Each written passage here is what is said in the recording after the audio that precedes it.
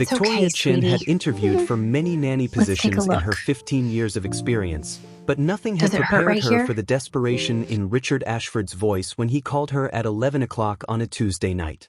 "Please," the man had said, his voice raw with exhaustion. "I know it's late, but I saw your profile on the agency website. You have experience with difficult cases. My son, he's 6 years old, and he screams constantly. Constantly. I've been through 9 nannies in 8 months. 9. They all quit. They say they can't handle it. But Miss Chin, I'm at my breaking point. Can you come tomorrow? I'll pay you double your rate. Triple. Whatever you need."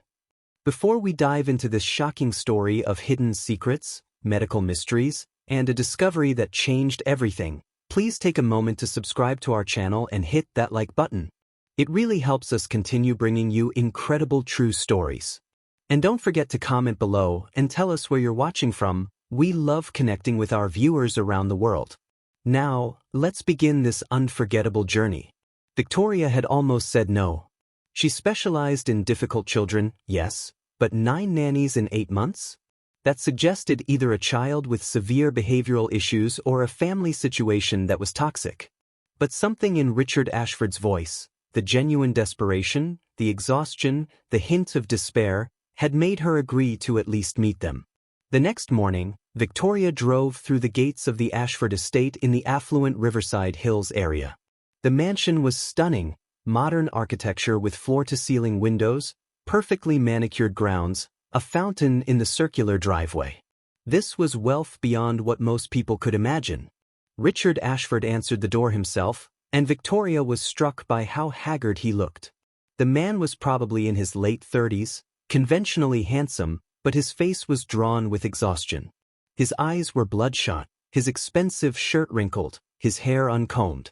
This was a man at the end of his rope.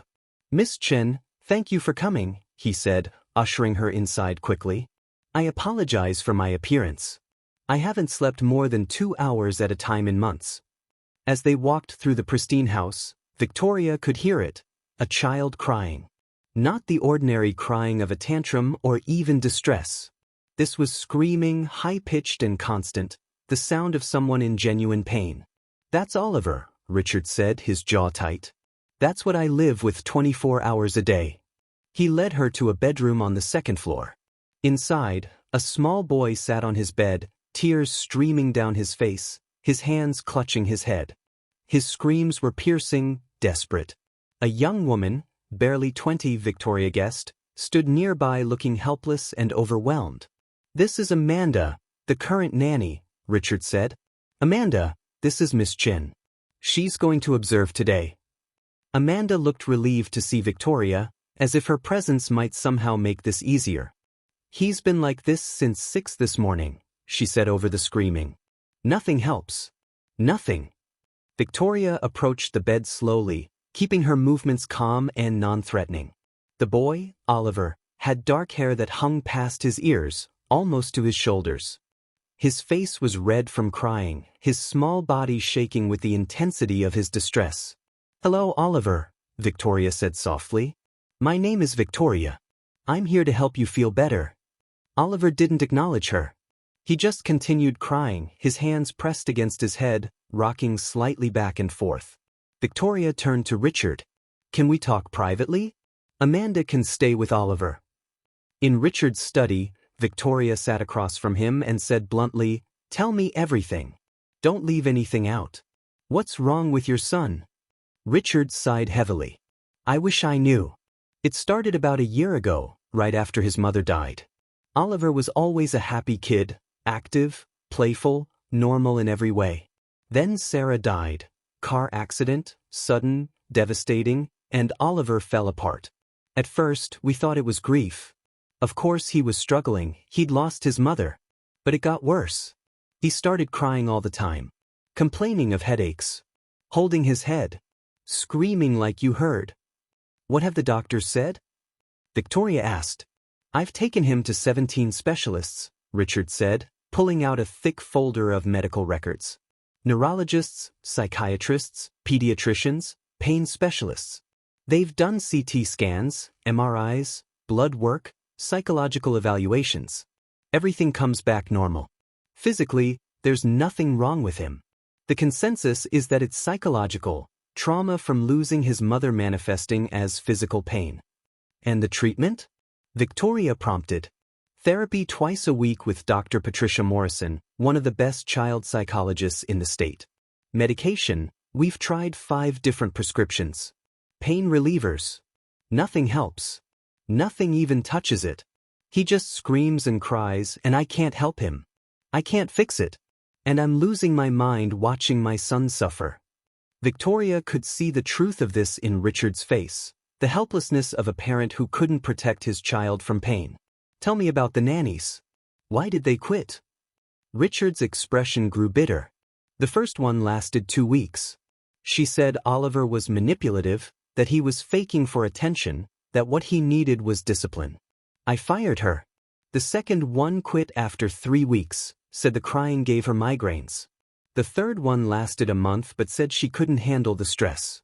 The 4th through 8th all had similar stories. They couldn't cope with the constant crying, the inability to soothe him, the feeling that nothing they did made any difference. And the 9th? Victoria asked, thinking of young Amanda. Amanda is number 10, actually, Richard corrected. Number 9 quit yesterday. She lasted 2 days. Amanda started this morning, and I can already see she's overwhelmed. That's why I was so desperate to find you. Miss Chen, I've read your profile. You've dealt with autistic children, children with severe ADHD, children with oppositional defiant disorder. You don't give up easily. That's what Oliver needs, someone who won't abandon him. Victoria considered this carefully. Mr. Ashford, I need to be honest with you. What you're describing, constant pain, 17 specialists finding nothing, a year of deterioration, this is beyond typical behavioral issues. If I take this position, I need your commitment that we'll continue investigating. That we won't just accept it's psychological as the final answer. You think there's something the doctors missed? Richard asked, hope flickering in his tired eyes. I think when a child is in genuine distress for a year and every test comes back normal, we need to keep looking, Victoria said carefully. Sometimes the answer isn't in the obvious places. Sometimes we have to dig deeper. Richard stood up. Whatever you need. Any specialist you want to consult, any test you think should be done, money is no object. I just want my son back. I want him to stop hurting. Victoria accepted the position, agreeing to start immediately. Amanda was dismissed, with generous severance pay, and Victoria moved into the staff wing of the mansion that afternoon. Her first week was brutal.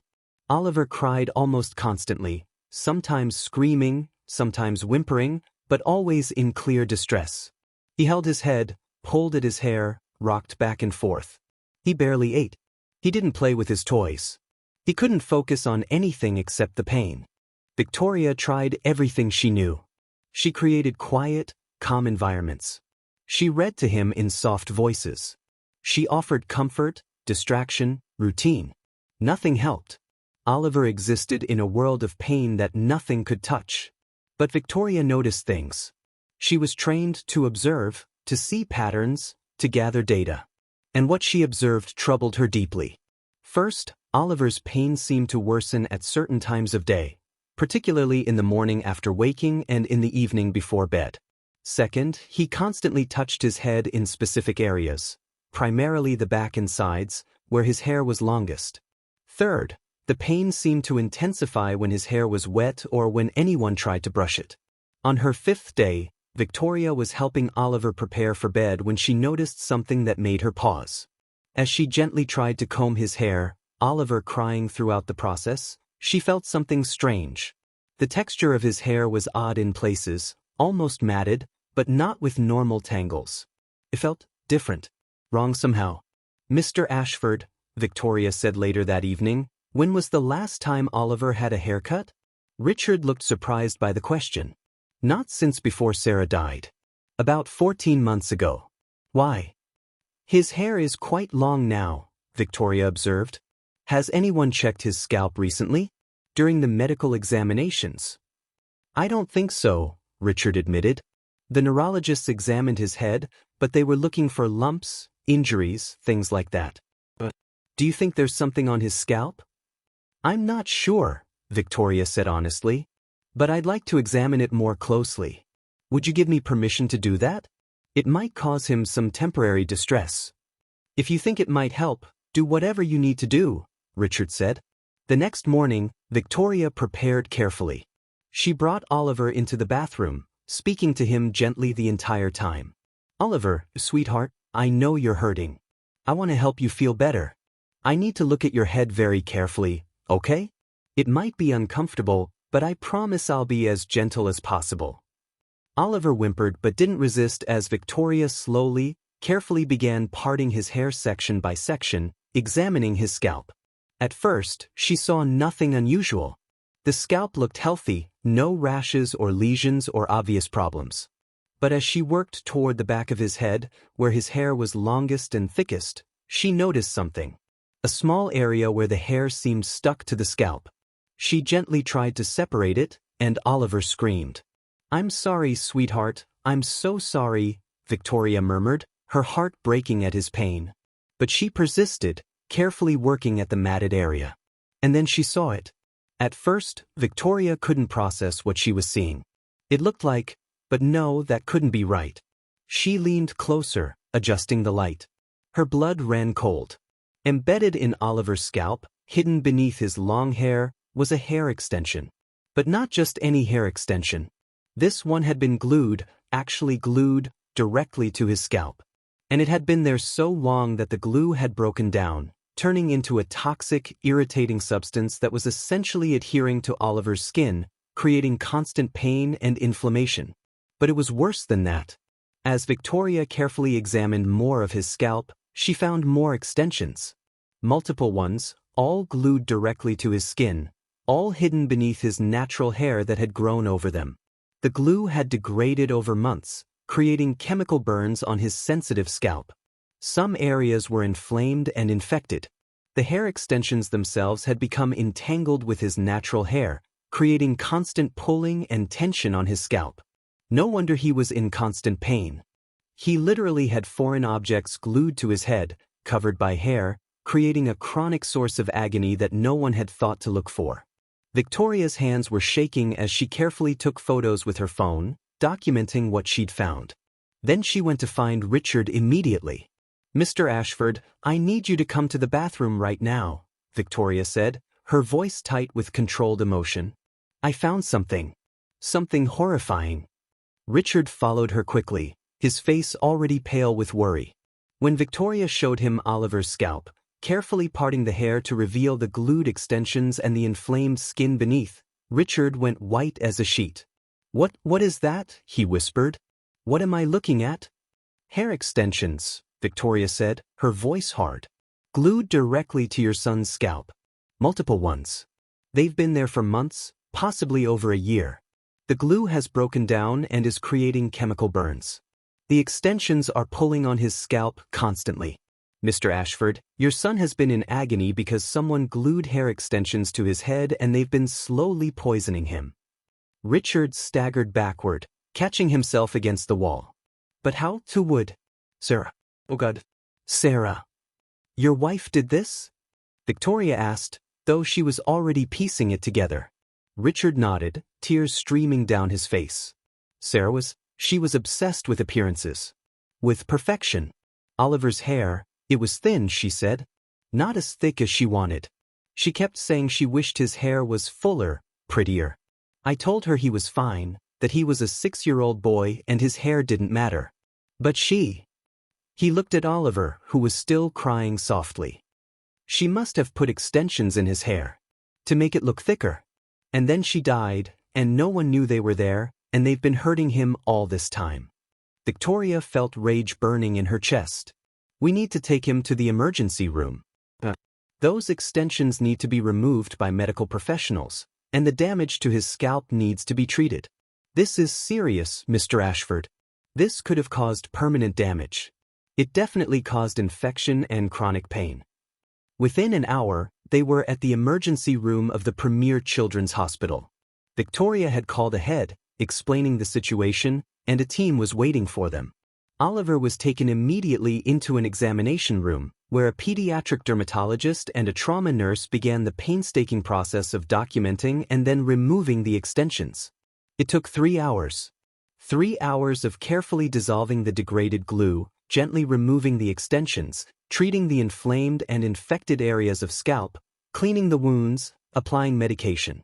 Oliver cried throughout, but Victoria noticed something remarkable. As each extension was removed, as his scalp was freed from the constant irritation, his crying became less intense, less desperate, more like normal crying from a child undergoing an uncomfortable medical procedure, not the agonized screaming of constant pain.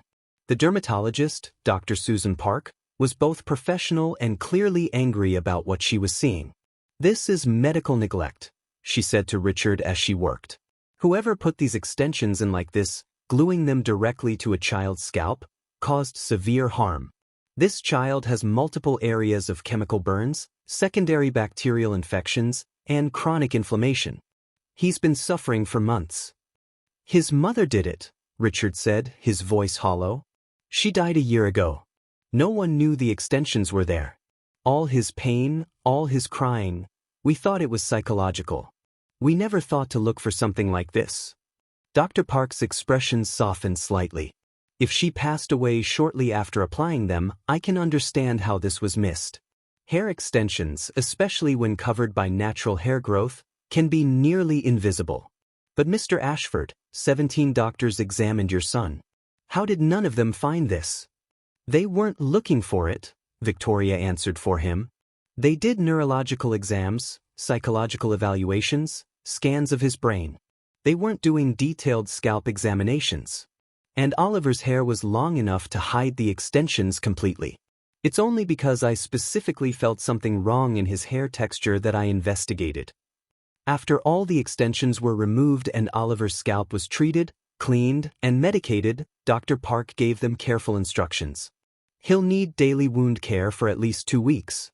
Antibiotics for the infections. Pain medication for the healing process. And honestly, a significant haircut would help. Getting rid of the tangled, damaged hair will make wound care easier and reduce ongoing irritation." They returned home late that evening. Oliver was exhausted, medicated, but notably different. The constant agonized crying had stopped. He was quiet, still tired and uncomfortable, but the desperate quality to his distress was gone. Victoria gave him a light meal, administered his medications, and put him to bed. Richard sat in a chair in Oliver's room, just watching his son sleep peacefully for the first time in a year. "I can't believe this," Richard said quietly. "The year. He suffered for a year because Sarah—" He couldn't finish the sentence. "Your wife made a terrible mistake," Victoria said carefully. "She wanted her son to look a certain way, and she used a method that was dangerous and harmful. But she didn't live long enough to see the consequences. She didn't know what pain she was causing him." "I should have found it," Richard said, his voice breaking. "I'm his father. I should have protected him. I should have looked more carefully, asked more questions, not just accepted what the doctors said when my son was clearly suffering." "Mr. Ashford," Victoria said firmly, "you took him to 17 specialists. You tried everything. You didn't give up on him. This wasn't your failure. It was a tragic accident combined with an unusual situation that no one thought to investigate. What matters now is that we found it. Oliver will heal. The pain will stop. He'll recover."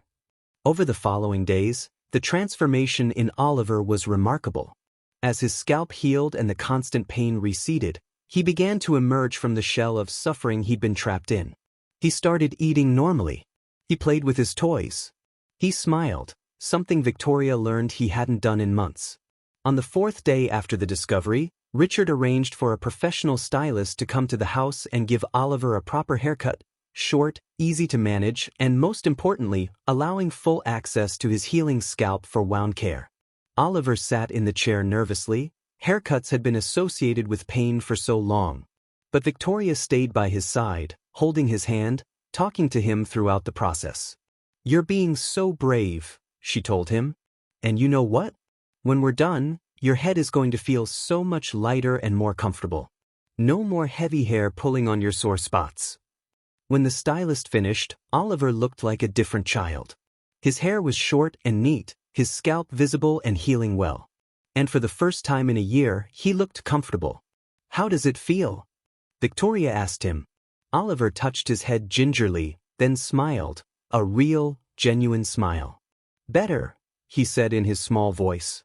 "It feels better." Richard started crying, unable to hold back his emotions. His son had spoken without crying, without clutching his head in pain. He'd smiled. He'd said he felt better. "Thank you," Richard said to Victoria, his voice choked with emotion. "Thank you for not giving up. For looking where no one else thought to look. You saved him." Victoria shook her head. "I did what needed to be done. What matters is that Oliver will be okay now." But she knew the truth. If she hadn't paid attention to that odd texture in his hair, if she hadn't persisted in examining his scalp despite his distress, Oliver would have continued suffering indefinitely. The extensions might never have been found. The pain might have worsened as infections spread or as the chemical burns deepened. She'd saved him by paying attention. By not accepting "we can't find anything" as a final answer. By trusting her instincts that something was physically wrong, even when every test said otherwise. Over the next 2 weeks, as Oliver's scalp healed completely, he transformed back into the child he'd been before his mother's death. He laughed. He played. He asked questions and talked and did all the normal things 6-year-old boys do. The constant crying stopped entirely. The headaches disappeared. The pain was gone. Dr. Morrison, his psychologist, was amazed at the change. "I've been treating Oliver for months," she told Richard during a follow-up session. "I thought we were dealing with severe trauma and grief manifesting as somatic pain. I never imagined there was an actual physical cause that had gone undetected. This is extraordinary." "It's horrifying," Richard corrected. "My son suffered for a year because no one thought to really look at his scalp. Because we all assumed the pain was psychological when it was actually physical." "But he's healing now," Dr. Morrison pointed out. "And Richard, he does need to continue therapy. He experienced real trauma, losing his mother, then a year of unexplained pain that no one could help him with. Those experiences will have psychological effects even though the physical cause is resolved." Richard agreed, and Oliver continued his therapy sessions. But now they were addressing real trauma processing, not trying to cure phantom pain. The difference was night and day. Victoria stayed on as Oliver's nanny, no longer dealing with a child in constant crisis but simply caring for a normal 6-year-old boy who needed structure, education, play, and emotional support as he recovered from a traumatic year. One afternoon, about a month after the discovery, Oliver was playing in the garden when he called out to Victoria. "Miss Victoria, come see the butterfly." Victoria joined him, watching as a monarch butterfly landed on a nearby flower. Oliver's face was bright with wonder, completely absorbed in the moment, experiencing simple joy without pain clouding everything. "It's beautiful," Victoria said. "I'm glad I can see it without my head hurting," Oliver said matter-of-factly. Then he looked up at her. "Miss Victoria, did you save my life?" Victoria knelt down beside him. "What makes you ask that?" "Daddy said that if you hadn't found the things in my hair, I would have kept hurting forever. He said you saved me." Victoria chose her words carefully. "I helped you, Oliver. Your daddy helped you too. He never gave up trying to find out what was wrong. The doctors helped you by fixing your head once we knew what the problem was. A lot of people helped you. But you found it," Oliver insisted with the clarity of a child who understood the essential truth. "You found what was making me hurt. So you saved me." Victoria pulled him into a gentle hug. "Then yes, sweetheart. I guess I did help save you. And I'm so glad I did, because you're a wonderful boy and you deserve to feel good and be happy." Oliver hugged her back, then pulled away to chase the butterfly, his laughter echoing through the garden. The sound of a child who'd been freed from inexplicable pain, who'd been given back his childhood. Richard, watching from the window of his study, felt overwhelming gratitude for the woman who'd seen what no one else had seen. Who'd persisted when others had given up. Who'd found the horrifying truth hidden beneath his son's hair and freed him from a year of agony. He also felt complicated emotions about Sarah. He'd loved his wife, grieved her death. But she'd hurt their son, even if unintentionally. She'd prioritized appearance over safety, vanity over health.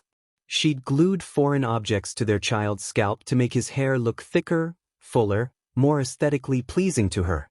And then she died, taking the secret with her, leaving Oliver to suffer in ways no child should suffer. Richard had to make peace with that somehow, with loving the memory of his wife while also acknowledging the harm she'd caused. It wasn't easy. It might never be easy.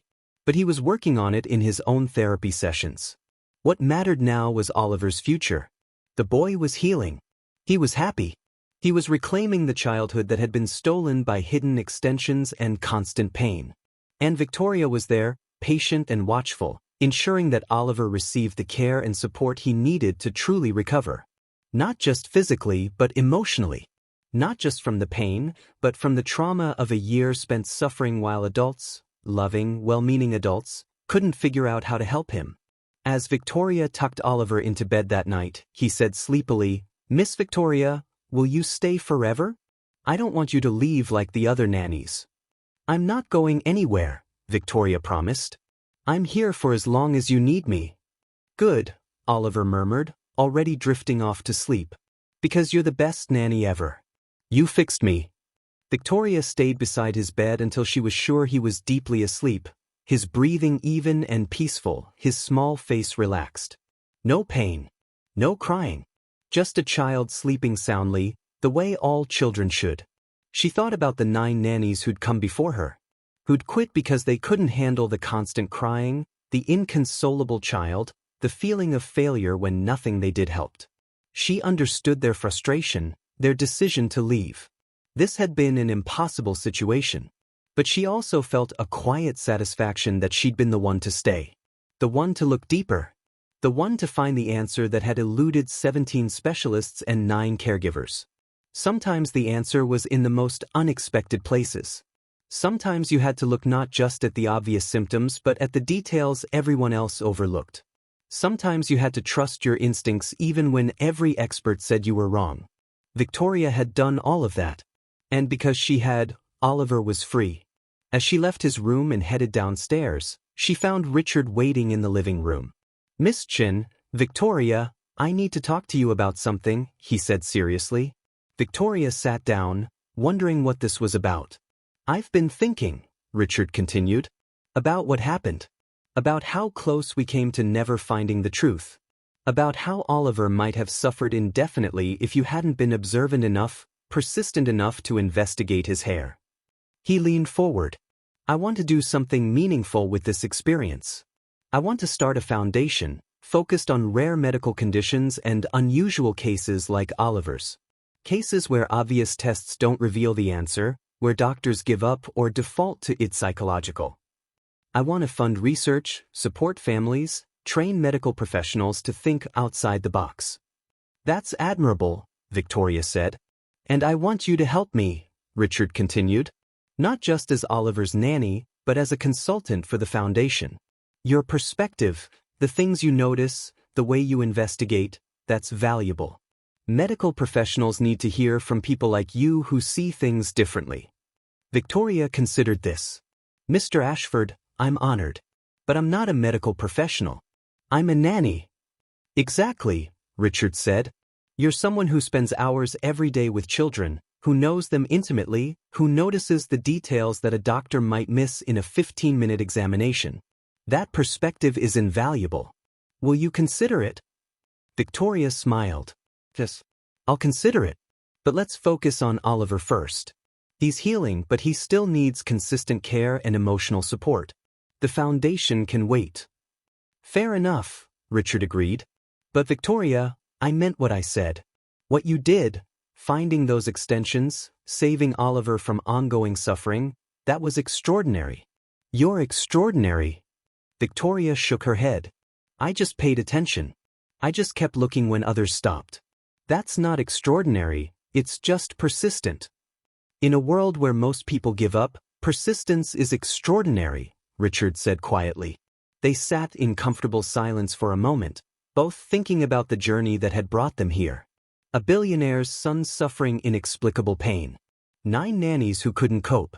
17 specialists who found nothing wrong, and one woman who'd looked where no one else thought to look and found something horrifying hidden in a child's hair. Something so simple, hair extensions, causing so much suffering. Something so obvious once you knew to look for it, but completely invisible until someone did. The human body was full of mysteries. Children couldn't always communicate what was wrong.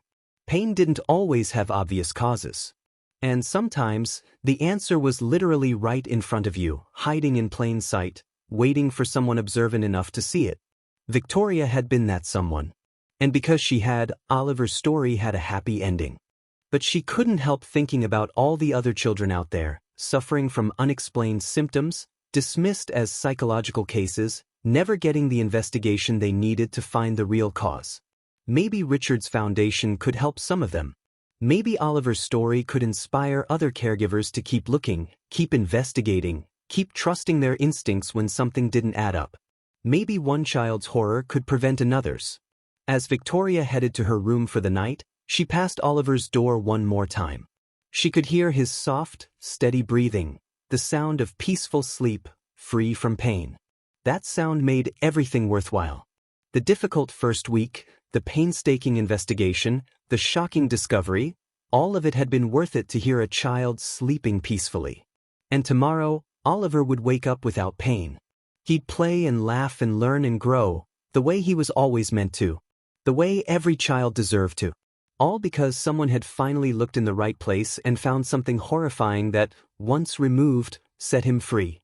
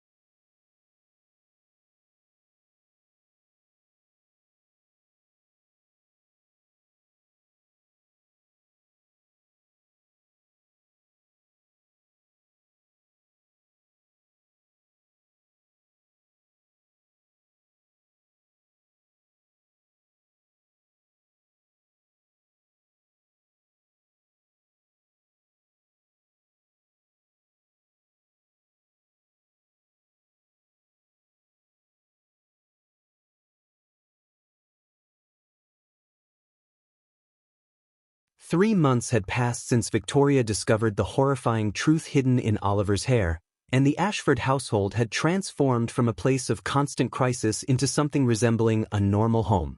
Oliver's physical wounds had healed completely, leaving only faint scars on his scalp that would fade with time. But the emotional healing, for both father and son, was taking longer, unfolding in layers that revealed themselves slowly. Victoria stood in the kitchen preparing Oliver's breakfast, listening to the sounds of the house waking up. Upstairs, she could hear Oliver singing, actually singing, as he got dressed for the day. It was a sound that still brought tears to Richard's eyes, this simple evidence that his son had reclaimed his childhood. "Miss Victoria," Oliver called from the top of the stairs. Can we go to the park today? Please. After your lessons, Victoria called back. And after you eat a proper breakfast. Oliver came bounding down the stairs, bounding, not trudging in pain, and slid into his seat at the kitchen table. His short hair was neatly combed, his face bright and animated. Looking at him now, it was hard to believe this was the same child who'd spent a year trapped in inexplicable agony. What are we learning today? Oliver asked, shoveling scrambled eggs into his mouth with the enthusiasm of a healthy 6-year-old. Mathematics in the morning, then reading comprehension, then art, Victoria said. And if you do well, we'll spend the afternoon at the park like you want. Oliver nodded eagerly. Since the extensions had been removed, his appetite for learning had returned with a vengeance. He was catching up on the year of education he'd essentially missed while consumed by pain. Victoria had implemented a structured homeschool program. Richard had withdrawn Oliver from his private school after the discovery, wanting to give his son time to heal in a less stressful environment. Richard appeared in the doorway, already dressed in one of his impeccable suits. He had a major presentation today, the launch of his foundation, the one he'd decided to create in the wake of Oliver's ordeal. Good morning, son, Richard said, ruffling Oliver's short hair affectionately. Oliver didn't flinch, touch no longer meant pain. Are you ready to come with me today? Victoria looked up, surprised. Oliver's going with you to the foundation launch? He insisted, Richard said, smiling at his son. He says if the foundation is about helping kids like him, then people should meet him. Show them that there's a real child behind the mission. Oliver nodded seriously. I want to help other kids who hurt and don't know why. Like I did. Victoria felt her heart swell with pride. This child who'd suffered so much wanted to use his experience to help others. That's very brave, Oliver. I'm brave now, Oliver said matter-of-factly. I wasn't brave when my head hurt all the time. But now I am. The foundation launch was being held at a prestigious hotel downtown. Victoria had helped Richard prepare for weeks, providing her perspective on what caregivers needed, what signs they should watch for, what questions they should ask when confronted with unexplained symptoms in children. The event space was filled with people, doctors, nurses, caregivers, parents of children with mysterious illnesses, journalists covering the story, and philanthropists interested in supporting the cause. Richard had spared no expense, but the event wasn't ostentatious. It was professional, focused, purposeful. Victoria stood near the back with Oliver, who was dressed in a small suit that made him look impossibly grown up. He held her hand tightly, not from fear but from excitement. Richard took the stage and the room quieted. Thank you all for coming, he began. 3 months ago, my son Oliver was suffering from constant, agonizing pain that 17 medical specialists couldn't explain. He'd been in this state for a year, crying, screaming, unable to find relief. Every test came back normal. Every treatment failed. We were told it was psychological, that he was manifesting grief over his mother's death as physical symptoms. The room was completely silent, everyone riveted by Richard's words. But it wasn't psychological, Richard continued. It was physical. Something so simple that it was invisible. Something hiding in plain sight that no one thought to look for. He paused, his voice thickening with emotion. Hair extensions. Glued directly to my 6-year-old son's scalp by his mother, who wanted his hair to look fuller. She died shortly after, and the secret died with her. Those extensions, degrading over months, created chemical burns, infections, and constant pain. My son suffered for a year because no one, including me, thought to really examine his scalp. There were gasps throughout the room. Richard let that sink in before continuing. I'm not here to blame the medical professionals who examined Oliver. They were working with the information they had, following protocols, doing their jobs. But this experience taught me something crucial. Sometimes the answer isn't in the obvious places. Sometimes we need to look deeper, think differently, consider possibilities that seem unlikely or even absurd. Richard gestured toward Victoria and Oliver. This is Victoria Chin, Oliver's nanny, and my son Oliver. Victoria found what 17 specialists missed. Not because she's smarter or more educated, but because she paid attention to details, trusted her instincts, and persisted when others stopped looking. She literally saved my son's life by finding something no one else thought to look for. The room erupted in applause. Oliver squeezed Victoria's hand, and she could see tears in his eyes, but they were good tears, proud tears. That's why I'm launching the Ashford Foundation for Rare and Unexplained Pediatric Conditions, Richard continued. Our mission is threefold. First, to fund research into unusual medical presentations that don't fit standard diagnostic criteria. Second, to train medical professionals and caregivers to think outside conventional diagnostic boxes. And third, to support families dealing with children who have mysterious symptoms that defy easy explanation. He clicked a remote, and a presentation appeared on the screen behind him.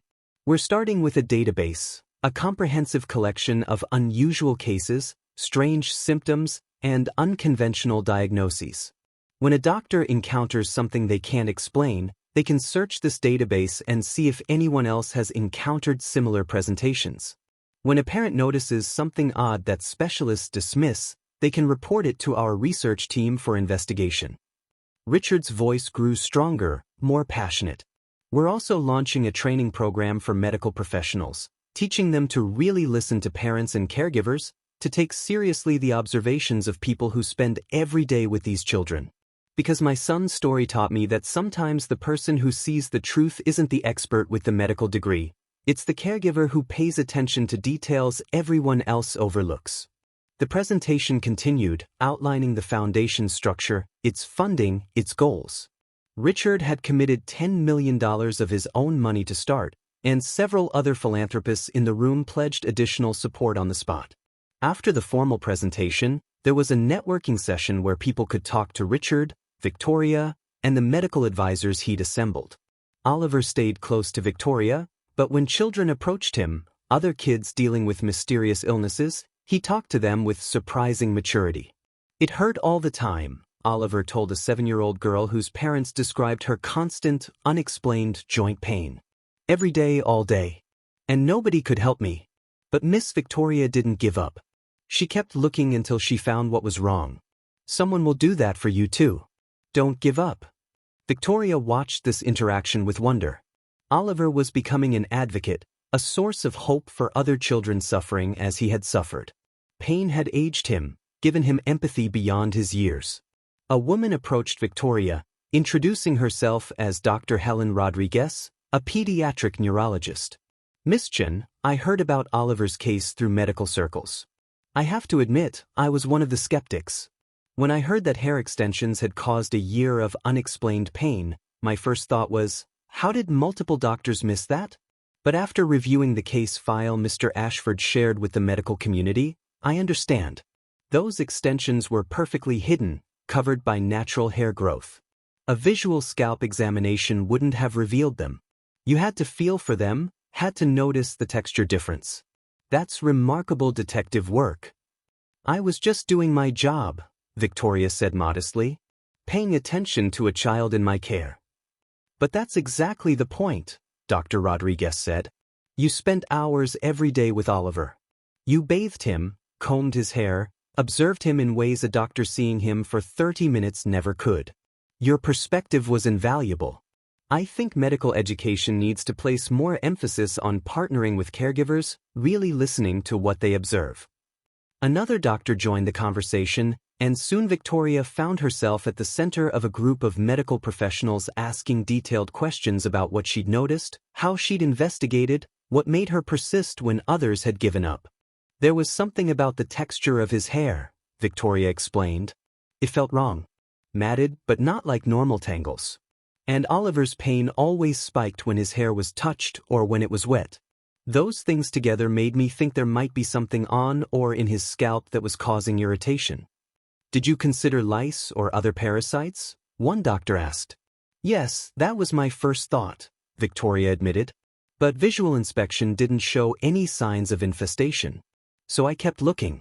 I parted his hair section by section, methodically examining his entire scalp. That's when I found the first extension. Once I found one, I kept looking and found more. 5 total, all glued directly to his skin. The doctors were taking notes, asking follow-up questions, genuinely interested in learning from her approach. Victoria realized that Richard had been right. Her perspective was valuable, her observations worth sharing. Across the room, Richard was speaking with a group of parents whose children had mysterious symptoms that defied diagnosis. A mother was crying as she described her daughter's unexplained seizures that no medication could control. A father talked about his son's progressive weakness that didn't match any known disease pattern. "I can't promise we'll find answers for everyone," Richard was saying honestly. "But I can promise we'll try. We'll investigate. We'll take you seriously. And we'll connect you with other families going through similar struggles so you don't feel alone." He handed out cards with the foundation's contact information. "Our intake coordinator starts next week. Document everything: symptoms, when they occur, what makes them better or worse, anything unusual you notice. Send it all to us. Our research team will review every case." Oliver appeared at his father's side, tugging on his jacket. "Daddy, there's a boy over there who says his stomach hurts all the time and the doctors can't find anything wrong. Can your foundation help him?" Richard knelt down to Oliver's level. "We're going to try, son. That's exactly why we're doing this, to help kids like him. Like you." "I want to help too," Oliver said. "When I'm bigger, I want to work for the foundation and help find what's making kids hurt." Richard pulled his son into a hug, not caring that business associates and journalists were watching. "You can do whatever you want, Oliver. You're already helping just by being here, by sharing your story, by giving other kids hope." The event lasted 4 hours, and by the end, the foundation had received pledges of over $25 million, applications from dozens of medical professionals wanting to join the advisory board, and over 100 cases submitted by desperate parents seeking help. On the drive home, Oliver fell asleep in the back seat, exhausted from the big day. Richard glanced at Victoria in the passenger seat. "Thank you," he said quietly. "Not just for saving Oliver, but for everything you've done since. The homeschooling, the emotional support, the help with the foundation. You've become indispensable to this family." "I'm just doing my job," Victoria said, echoing what she'd told the doctors. "No," Richard said firmly. "You're doing far more than that. You've become family, Victoria. To Oliver and to me." There was something in his tone that made Victoria look at him more carefully. Over the past 3 months, she'd watched Richard transform along with Oliver. The exhausted, desperate man she'd first met had become someone calmer, more present, more engaged with life. He'd cut back on his business commitments, spending more time with Oliver, more time on the foundation, more time just being instead of constantly doing. And somewhere in that transformation, Victoria had found herself caring about him not just as an employer but as a person. She'd seen his guilt over missing the extensions, his determination to turn tragedy into purpose, his devotion to his son. She'd seen his vulnerability and his strength. "Richard," she said carefully. She'd started using his first name at his insistence. "What are you saying?" Richard pulled into the estate's driveway and parked before answering. "I'm saying that somewhere in the past 3 months, you've become more than Oliver's nanny. You've become someone I rely on, someone I trust completely, someone I—" He paused, choosing his words carefully. "Someone I've developed feelings for." Victoria's heart was pounding. "Richard, I'm your employee. This isn't appropriate." "Then quit," Richard said simply. "Not as Oliver's caregiver, he still needs you. But as my employee. Be his nanny because you want to be, not because I'm paying you. And then, if you feel anything for me beyond professional obligation, maybe we could explore what this might be." Victoria sat in silence, processing this. She did have feelings for Richard. She'd been fighting them for weeks, telling herself they were inappropriate, that she was just his employee, that he was simply grateful and confused. But looking at him now, seeing the genuine emotion in his eyes, she realized this wasn't gratitude or confusion. This was real. "I need time," Victoria said finally. "This is complicated. Oliver's been through so much. He's attached to me as his caregiver. If something developed between us and then it didn't work out, that could hurt him. I won't risk that." "I understand," Richard said. "Take all the time you need. I just needed you to know how I feel. What you decide, I'll respect it whatever it is. They sat there for a moment longer, the air between them charged with possibility, before Oliver stirred in the back seat. Are we home? He mumbled sleepily. Yes, buddy, Richard said, his voice returning to normal dad tones. Let's get you inside and ready for bed. Over the following weeks, Victoria wrestled with her feelings. She cared for Richard, that was undeniable. But she also cared deeply for Oliver, and his well-being had to be the priority. The boy was still healing emotionally from his year of unexplained pain, from his mother's death, from all the trauma he'd endured. She watched Richard carefully, looking for signs that his feelings were really just gratitude or loneliness rather than genuine affection. But the more she watched, the more she saw that his care for her was real. He respected her boundaries. He never pressured her. He simply continued being a good father to Oliver and a good person in general. She also paid attention to Oliver's reactions. The boy clearly loved her. He'd become deeply attached during her months of care.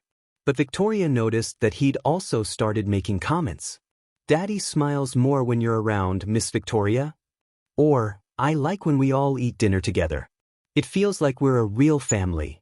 A real family. Those words stuck with Victoria. They'd become something like a family, the three of them, Richard, Oliver, and herself. Not a traditional family, but a functional one built on care and respect and love. One evening, about a month after Richard's confession, Victoria was tucking Oliver into bed when he said something that changed everything. Miss Victoria, do you love my daddy? Victoria froze. What makes you ask that, sweetheart? Because he loves you, Oliver said matter-of-factly. I can tell. And I think you love him too. And me. So I was thinking, maybe you could stay forever and be like my new mommy. Victoria's eyes filled with tears. Oliver, it's not that simple. Why not? Oliver asked with the straightforward logic of a 6-year-old. You love us. We love you. That's what families do, they love each other. And I need a mommy. I miss my real mommy, and nobody can replace her. But maybe I could have 2 mommies, the one in heaven who I remember a little bit, and you who's here now. Victoria pulled Oliver into a hug, her heart breaking and healing simultaneously. You are a very wise little boy. Did you know that? Miss Victoria, Oliver said against her shoulder, before you found the things in my hair, I hurt all the time. I thought I would hurt forever. But you fixed it. You made the hurting stop. And now I'm happy again. I want Daddy to be happy too. He's sad a lot even when he smiles. But when you're here, he's really happy. So please, will you stay forever? That night, after Oliver was asleep, Victoria went to find Richard in his study. He looked up from his laptop as she entered. Victoria? Is everything all right? Oliver asked me if I love you, Victoria said without preamble. He said he wants me to stay forever and be like his new mother. He said he can tell you love me and he thinks I love you too. Richard closed his laptop carefully. What did you tell him? I didn't answer directly, Victoria admitted. But Richard, I've been thinking about what you said. About us. And I've been fighting my feelings because I thought it was inappropriate, or that I was imagining things, or that you were just grateful. But... Richard prompted gently. But I do have feelings for you, Victoria said. Real ones. And I love Oliver like he's my own child. These past months, taking care of him, watching him heal, helping him reclaim his childhood, it's been the most meaningful work I've ever done. You too have become my family.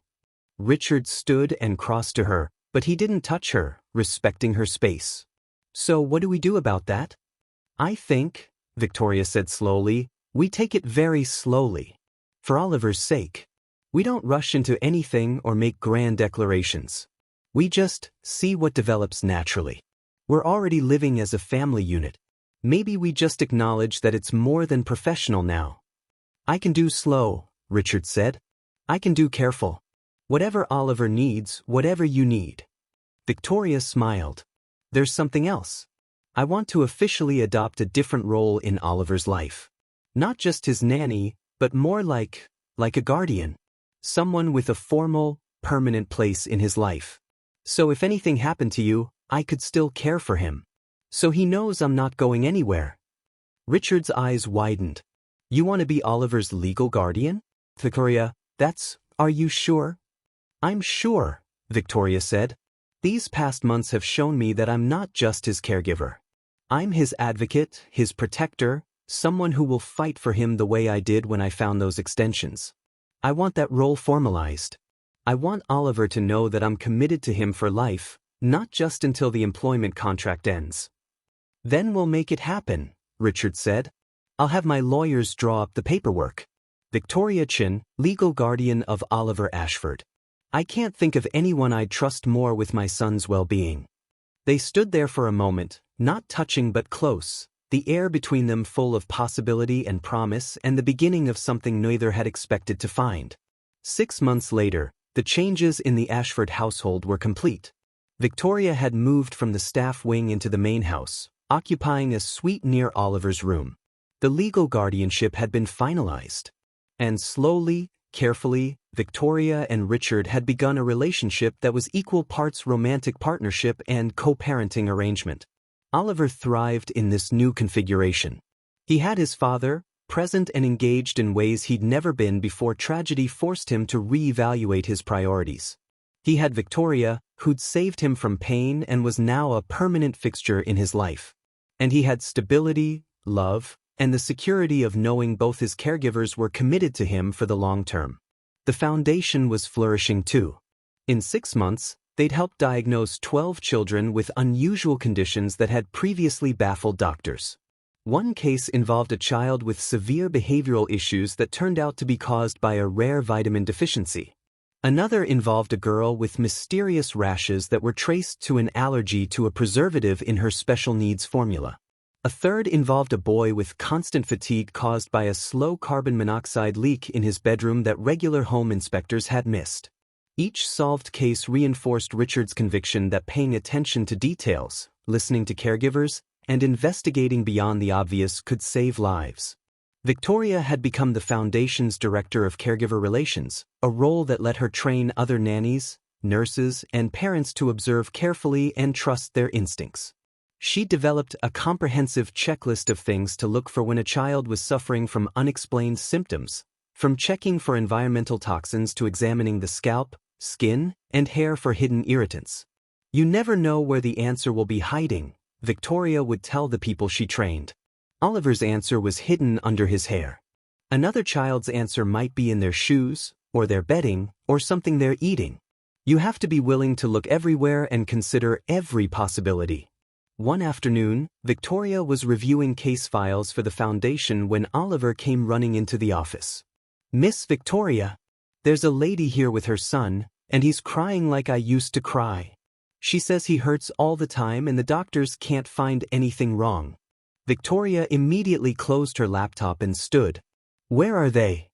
"Daddy is talking to them in the living room," Oliver said. "The boy is 7, and he looks really sad. Like I was sad."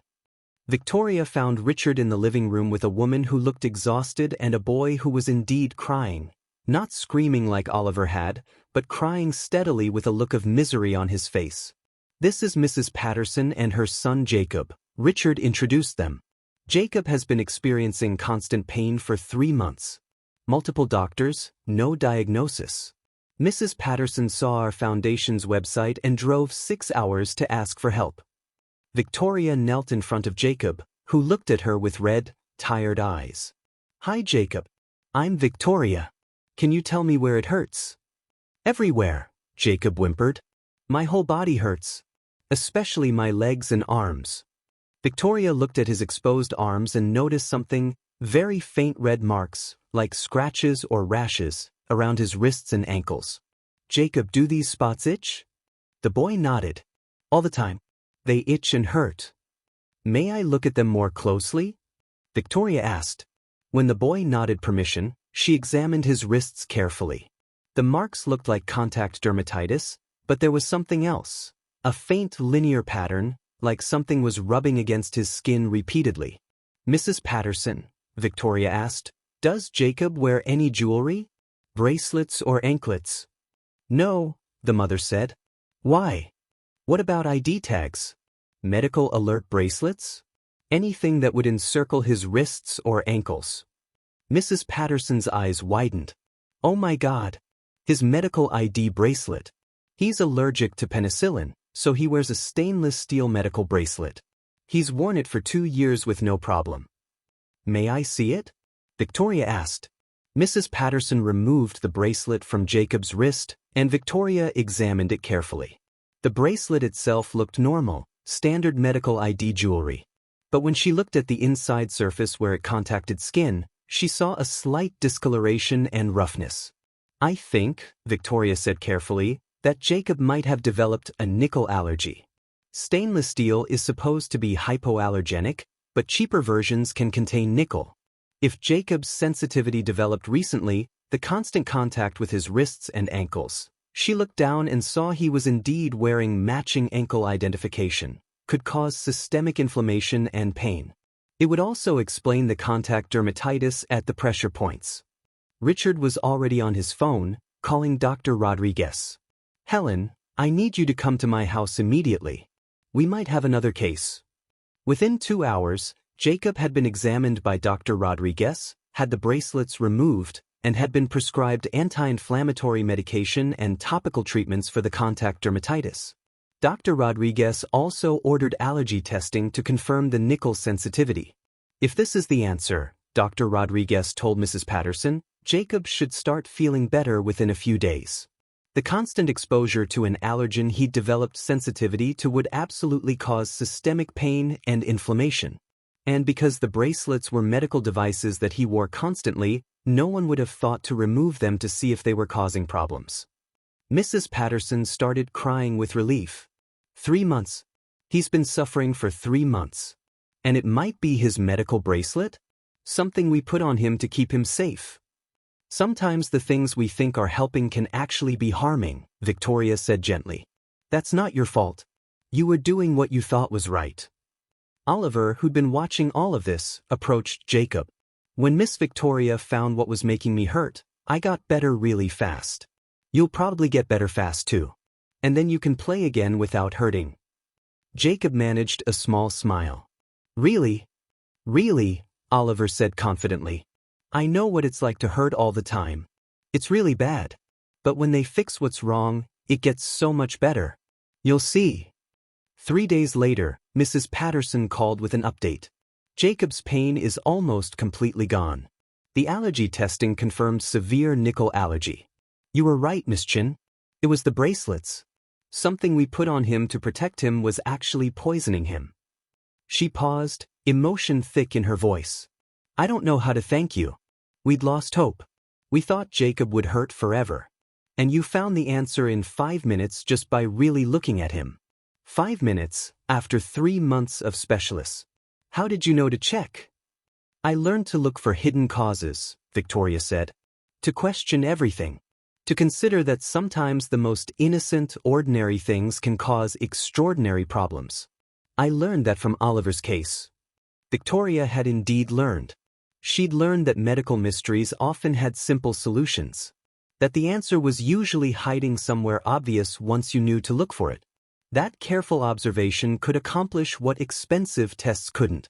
She'd also learned about love, how it could grow in unexpected circumstances, how it could heal both the giver and the receiver, how it could transform a professional relationship into something deeper and more meaningful. As months turned into a year, then 2 years, Victoria's role in the Ashford family became completely integrated. She and Richard married in a small, private ceremony with Oliver serving as the ring bearer and giving an enthusiastic "I do" when the officiant asked if anyone objected to the union. I don't object, Oliver had announced. I want them to get married. Then Miss Victoria will really be my mommy forever. The wedding was followed by a formal adoption process, and Victoria legally became Oliver's adoptive mother. The boy who'd once existed in constant pain now had 2 parents who loved him, protected him, and would never stop fighting for his well-being. The foundation continued to grow, helping hundreds of children with mysterious conditions. Some cases were as simple as Jacob's nickel allergy. Others were more complex, rare genetic conditions, unusual presentations of common diseases, environmental factors that took extensive investigation to identify. But every solved case reinforced the Foundation's core mission. Pay attention, keep looking, trust your instincts, and never accept "we can't find anything wrong" as a final answer when a child is suffering. Oliver, now 9 years old, had become a junior ambassador for the Foundation. He spoke at fundraising events, participated in educational videos, and corresponded with other children dealing with unexplained symptoms. "I remember what it was like," he'd tell them. "I remember thinking I would hurt forever. But someone kept looking until they found the answer. Don't give up. Someone will find your answer too." One evening, 3 years after Victoria had first discovered the extensions in Oliver's hair, the family gathered for dinner. Victoria, Richard, and Oliver, along with Oliver's best friend from school and the friend's parents who'd come for a visit. As they ate, Oliver's friend's mother asked, "Oliver, do you remember much about when you were sick? About the pain?" Oliver considered this carefully. "I remember it hurt all the time. And I remember being scared because nobody could help me. But mostly I remember the day Miss Victoria, Mom, found what was making me hurt. That was the best day of my life. Well, except for when Dad and Mom got married. That was good too." Everyone laughed, but Victoria saw Richard looking at her with an expression of profound gratitude and love. She reached over and squeezed his hand. "You know what's funny?" Oliver continued. "I used to think losing my first mom was the worst thing that could ever happen. And it was really bad. I still miss her. But if she hadn't died and if my hair didn't hurt, then Miss Victoria wouldn't have come to help us. So something bad led to something good. That's weird, right?" "Not weird," Victoria said gently. "That's how life works sometimes, sweetheart. Something difficult happens, but it leads you to where you need to be. I needed to find you and your dad. You needed me to find what was causing your pain. We needed each other." "Like puzzle pieces that fit together," Oliver said, satisfied with this explanation. After their guests left and Oliver was in bed, Victoria and Richard stood on the terrace overlooking the garden. It was a clear night, stars visible despite the city lights. "Do you ever think about how close we came to never finding the truth?" Richard asked. "If you hadn't been observant enough, if you'd been like the other nannies who just couldn't cope with the crying, Oliver might still be suffering. Or worse." "I try not to think about the what-ifs," Victoria said. "I focus on what actually happened. We found the cause. Oliver healed. We built something meaningful from the experience. That's what matters." "The Foundation helped another child today," Richard said. "A 4-year-old with unexplained seizures. Turned out to be a reaction to the flame-retardant chemicals in her pajamas. Once they switched to organic cotton sleepwear, the seizures stopped." "Pajamas," Victoria marveled. "Something so innocent causing such serious problems." "That's what we've learned, isn't it?" Richard said. "That the most ordinary things can cause extraordinary harm when circumstances align. Hair extensions. Medical bracelets. Pajama chemicals. Things people use every day without realizing they could be dangerous. Which is why the Foundation's work is so important," Victoria said. "Teaching people to question everything, to investigate thoroughly, to never stop looking for answers." Richard pulled her close. "You know what I'm most grateful for? Not just that you saved Oliver, though that's obviously everything. But that you stayed. That you took a chance on us, on me. That you turned what should have been just a job into a family." Victoria leaned into his embrace. "I couldn't have left if I'd wanted to. You two became my whole world. This," she gestured at the house, at Oliver's window where a nightlight glowed softly, at the life they'd built together. "This is where I was always meant to be." They stood there in comfortable silence, two people who'd found each other through tragedy and built something beautiful from pain. Inside, Oliver slept peacefully, his short hair soft against his pillow, his scalp completely healed, his body free from the constant agony that had once defined his existence. He dreamed happy dreams now, of playing with friends, of learning new things, of adventures with his parents. The nightmares of unexplained pain were fading, becoming distant memories that would eventually seem almost unreal. In the morning, Oliver would wake without pain. He'd eat breakfast while chattering about his plans for the day. He'd do his schoolwork, play in the garden, maybe work on the model airplane he was building with Richard. He'd lived the normal, joyful life of a healthy 9-year-old boy. All because someone had paid attention. Someone had looked where others hadn't looked. Someone had found something horrifying hidden in his hair and had the courage to investigate, to persist, to save him. Victoria had been that someone. And in saving Oliver, she'd found her own purpose, her own family, her own place in the world.